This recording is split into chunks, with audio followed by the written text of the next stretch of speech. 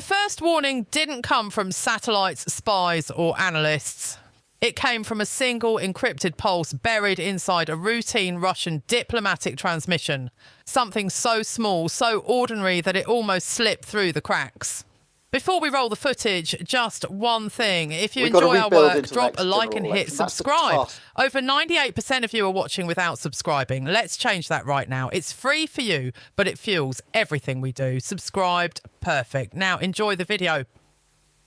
But the moment Britain's intelligence officers decrypted the final layer, the air inside the command room shifted. The message wasn't political, it wasn't strategic, it was personal. A direct warning from Moscow aimed straight at London, and not just at the government, at the Crown itself.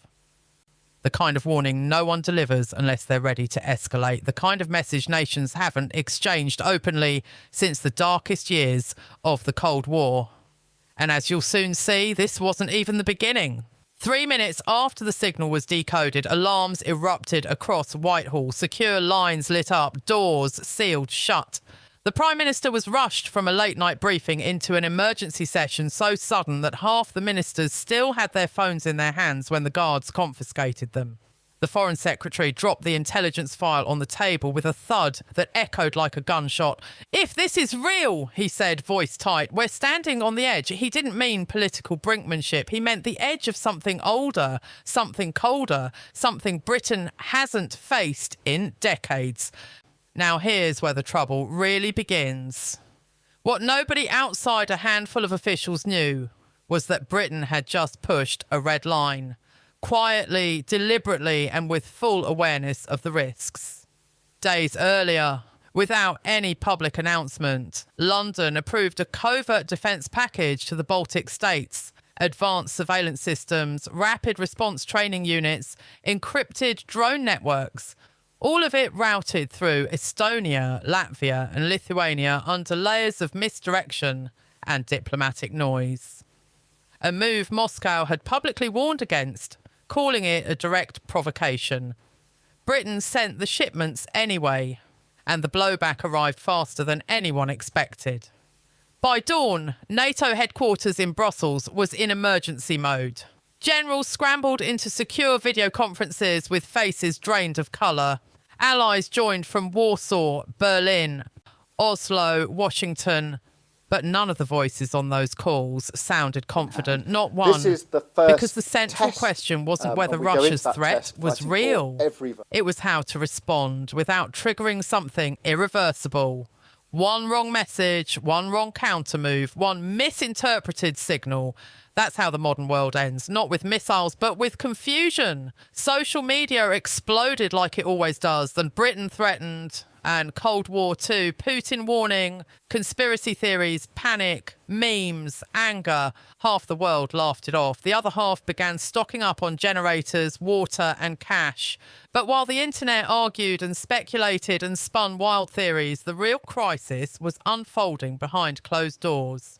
Inside Number 10, Prime Minister Keir Starmer was facing the kind of decision that changes governments, histories and entire eras.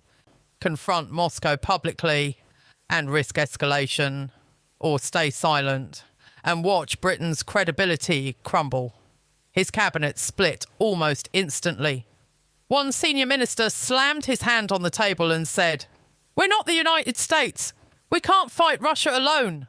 We need to think carefully before we risk millions of lives." Another shot back immediately, voice shaking with anger. "If we back down now, every ally we have will question us. We lose deterrence, we lose trust, we lose everything." And while the politicians bickered, another figure was being briefed miles away behind stone walls, older than most nations on earth. At Windsor Castle, King Charles III read through the intelligence file with slow, deliberate focus. Pages detailing threats, cyber intrusions, naval movements and encrypted messages. When he finished, he asked a single question, the kind that sends chills through anyone who studies history. "Is this," he said quietly, "how it begins? Not diplomacy, not negotiation. History. The kind of moment future generations study, wondering how leaders could have missed the warning signs." By Thursday morning, the crisis took its first visible turn. British reconnaissance satellites detected unusual Russian naval manoeuvres in the North Sea. Warships shifting positions, submarines surfacing briefly before disappearing into the dark. The Royal Air Force scrambled jets. The Ministry of Defence issued a calm statement urging people to remain collected. But experts reading between the lines saw something else entirely. They saw panic. They saw signals of a nation moving into high alert mode. Then came the leak that changed everything. An anonymous whistleblower calling themselves Watchmen posted a set of documents on a secure journalist forum.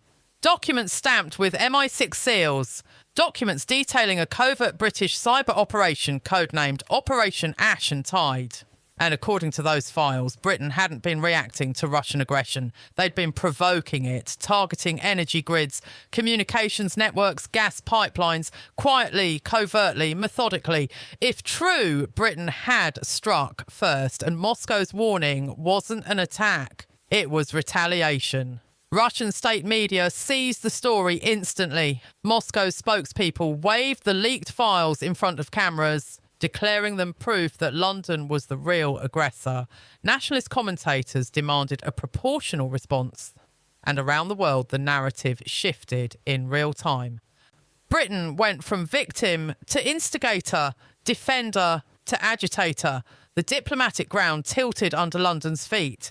Inside Westminster, the tension rose to a fever pitch. Then came another message from Moscow. This one wasn't encrypted, it wasn't subtle, it wasn't hidden. It was broadcast worldwide. British provocations will be met with proportional responses, the Kremlin spokesman said. The timeline and nature of those responses will be determined by us. 30 minutes later, the London Stock Exchange froze. Not for long. 3 minutes. But in those 3 minutes, billions in value flickered out like dying lights. Data vanished. Screens glitched, algorithms ground to a halt. Officials blamed a technical error. But cyber analysts saw something else. They saw fragments of code inside the logs matching a signature used by elite Russian cyber units. A silent message sent through digital veins. We can reach you anytime. Inside MI5, whispers began circulating, not about Russia, but about Westminster, about a mole. An MI6 memo leaked within hours suggesting that someone inside the British government may have helped facilitate the cyber breach. A double agent, a traitor embedded deep within Parliament. If true, it would represent the most damaging infiltration since the Cambridge Five. Security teams swept offices for bugs. Ministers were interrogated, locked down background checks initiated in complete secrecy, hard drives cloned and dissected. Suddenly, the crisis wasn't just external, it was internal. Government against government, trust evaporating into fear.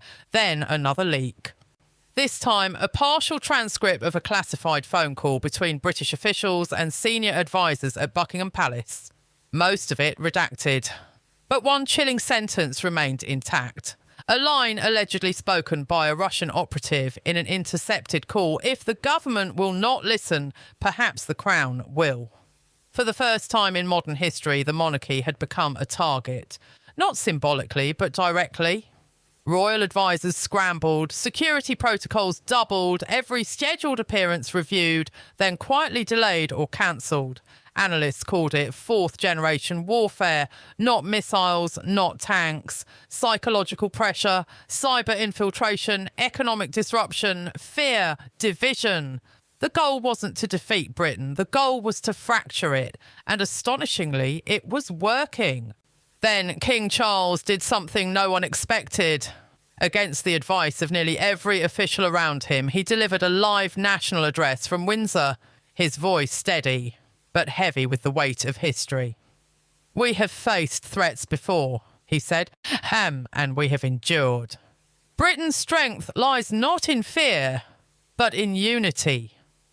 It was a message meant to calm the nation. We've got to rebuild, but it had the opposite effect. That's a task. People realised that if the king was speaking, the threat had reached a level not seen in their lifetimes. Minutes after the broadcast, Northern England went dark. A massive power grid failure plunged 500,000 homes into chaos. Trains halted, streets blacked out, emergency sirens wailed across the region. Officials again blamed a technical malfunction, but nobody believed that anymore. Not after everything else. And within an hour, US intelligence confirmed the obvious. The blackout had been triggered remotely. The attack originated from a server cluster traced to Kaliningrad, and buried within the malicious code was a signature identical to the earlier threats. A final digital whisper. This is the first. Inside the emergency meeting, one witness described the Prime Minister's face going pale. He looked at his defence secretary and asked, "Are we at war and no one has told us?" No one answered. But then came the moment that will never appear in any official record. The king, calm, deliberate, requested a direct line to Moscow. No diplomats, no intermediaries, no political filters. If the threat was meant for him, he wanted to hear it firsthand. Protocol shattered. Risk unprecedented, but the call was connected. 10 seconds of static, then a voice. Calm. Measured. Russian. Your Majesty, the world is changing. Britain must choose. Remain a piece on the board.